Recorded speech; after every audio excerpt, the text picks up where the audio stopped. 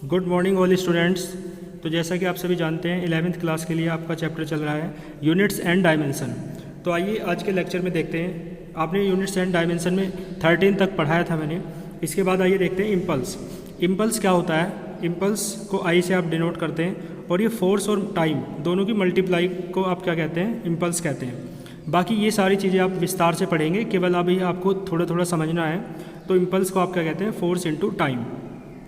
यानी जब किसी बॉडी पर एक बहुत अधिक बड़ा फोर्स, एक स्ट्रॉन्ग फोर्स, एक लार्ज फोर्स बहुत कम टाइम के लिए लगता है, तो फोर्स और टाइम की मल्टीप्लिकेशन को, प्रोडक्ट को आप क्या कहते हैं? इम्पल्स कहते हैं। ठीक है, इसे आप आई से डिनोट करते हैं, फोर्स को आप एफ से डिनोट करते हैं, और टाइम स्मॉल है इसलिए आप क्या कह रहे हैं? डेल्टा टी, टाइम इंटरवल है ना। तो आप देखेंगे डायमेंशन आपको निकालनी है, तो डायमेंशन निकालनी है तो फोर्स की डायमेंशन आप जानते हैं क्या होती है? ml टी की पावर -2। टाइम की डायमेंशन आप जानते हैं कितनी होती है? t होती है।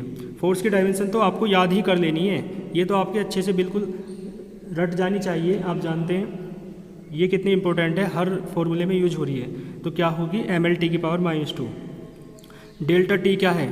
डेल्टा टी यानी टाइम है, टाइम की डायमेंशन कितनी होती है? t। तो आप देखेंगे कितना आ जाएगा? ml, देखो t की पावर -2 है, t की पावर 1 है, कुछ नहीं है तो 1 है, तो -2 + 1 तो -1 बच जाएगा t की पावर, है ना। इतना मैथमेटिक्स तो सब जानते हैं। इसके बाद स्ट्रेस पे चलते हैं। आपने प्रेशर के बारे में पढ़ा था। प्रेशर और स्ट्रेस दोनों एक जैसे ही होते हैं, दोनों का फॉर्मूला सेम होता है। अंतर क्या है वो बाकी विस्तार से पढ़ेंगे 11th में ही। तो स्ट्रेस क्या होता है? Force upon area. प्रेशर भी क्या होता है? Force upon area. यानी यूनिट एरिया पर लगने वाले फोर्स को ही आप क्या कहते हैं? स्ट्रेस कहते हैं। तो फोर्स कितना है? आप F से डिनोट करते हैं फोर्स को, एरिया को आप कैपिटल A से डिनोट करते हैं। तो डायमेंशन देखो, डायमेंशन फोर्स की देखो हर जगह यूज हो रही है, इसलिए आप इसे याद कर लेंगे। तो डायमेंशन क्या है? ml टी की पावर -2, और अपॉन में एरिया, एरिया कितना है? l²। एरिया की डायमेंशन कितनी होती है? l²। ठीक है ना, सबसे शुरुआत में निकलवाया था। तो ये पावर ऊपर जाएगी तो माइनस की हो जाएगी। इसके बाद देखो क्या आ जाएगा? ml की पावर +1 है, -2 है, तो -1 हो जाएगी l की पावर, और t की पावर -2 एज इट इज। तो ये किसकी डायमेंशन है? आपके स्ट्रेस की। इसके बाद देख लीजिए स्ट्रेन के बारे में बात करते हैं। स्ट्रेन देखो, स्ट्रेन क्या होता है? Extension in length upon initial length. यानी जब कोई वायर खींच दिया जाता है तो उसकी लेंथ बढ़ जाती है। तो एक्सटेंशन का मतलब यानी कितना लेंथ में वृद्धि हुई, कितना बढ़ा, है ना, जो आपका वायर है। और अपॉन में क्या है? इनिशियल लेंथ, यानी जो शुरुआत में लेंथ थी वो अपॉन में आएगी, और जितनी वृद्धि हुई है, जितना एक्सटेंशन हुआ है वो ऊपर है। तो एक्सटेंशन यानी चेंज हो रहा है तो डेल्टा L, और इनिशियल लेंथ यानी L। तो आप जानते हैं भाई, चेंज लेंथ में हो रहा है तो लेंथ ही तो है, तो इसलिए वो क्या रहेगा? L ही रहेगा। और इनिशियल लेंथ भी L है तो ये भी क्या रहेगा? L। तो L की पावर 0 हो जाएगा, आप समझ सकते हैं। L की पावर +1 ऊपर जाएगा तो L की पावर -1, तो L की पावर 0 बचेगा, यानी कुछ नहीं बचे। तो इसे स्ट्रेन की जो कोई डायमेंशन नहीं होती है, इसी कारण आप इसे क्या कहते हैं कि ये क्या है? It is a dimension less quantity. ठीक है ना। तो जिनकी पावर कुछ नहीं बचती है, 0 बचती है, तो 1 हो जाता है। तो इसका मतलब स्ट्रेन की कोई भी डायमेंशन नहीं होती है, डायमेंशन लेस क्वांटिटी है। इसके बाद बात कर लेते हैं सरफेस टेंशन के बारे में। देखो सरफेस टेंशन क्या होता है? सरफेस टेंशन का फॉर्मूला लिखा हुआ है फोर्स अपॉन लेंथ। देखो हर जगह फोर्स यूज हो रहा है, मैंने बताया था ना आपसे कितना इंपॉर्टेंट है। तो फोर्स को आप F से डिनोट करते हैं, लेंथ को L से डिनोट करते हैं, और सरफेस टेंशन को आप कैपिटल T से डिनोट करते हैं। यानी किसी जो आपका कोई लिक्विड होता है, लिक्विड के केस में होता है सरफेस टेंशन, कोई लिक्विड होता है उसका जो सरफेस है उसकी यूनिट लेंथ पर जो फोर्स लगता है उसे आप क्या कहते हैं? Surface tension. 11th में अभी पढ़ेंगे इस तब आगे। फिर इसकी डायमेंशन के बारे में बात करनी है केवल।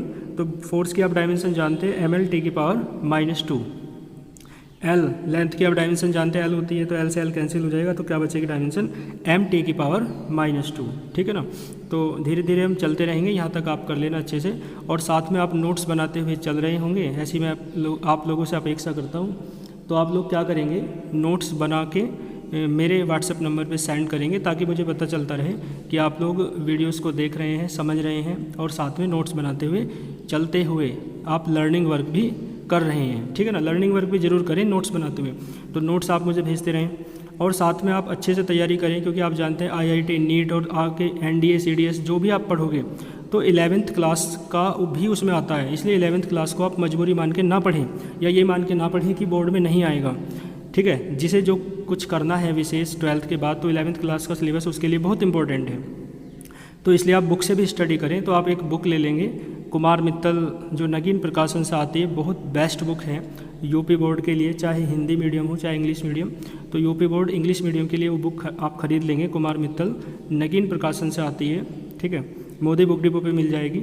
तो उस बुक से स्टडी कीजिए, साथ में जो मैं पढ़ा रहा हूँ वो भी आप पढ़िए, तो आप बहुत अच्छा बेस बनाइए। क्योंकि 11वीं क्लास में बहुत जो आपके ये जो मैं पढ़ा रहा हूँ ना, ये ही नहीं, केवल और भी बहुत सारे ऐसे टॉपिक हैं जिन्हें आप अभी यदि क्लियर नहीं करेंगे तो 12th क्लास की जो स्टडी है वो आपको फिजिक्स की समझ नहीं आएगी। इसलिए ये चीज़ों का आप बहुत गौर करेंगे, ध्यान देंगे, ठीक है। ऐसी मैं आप लोगों से अपेक्षा करता हूँ। नोट्स बना के आप मुझे सेंड करेंगे। All the very best, thank you very much.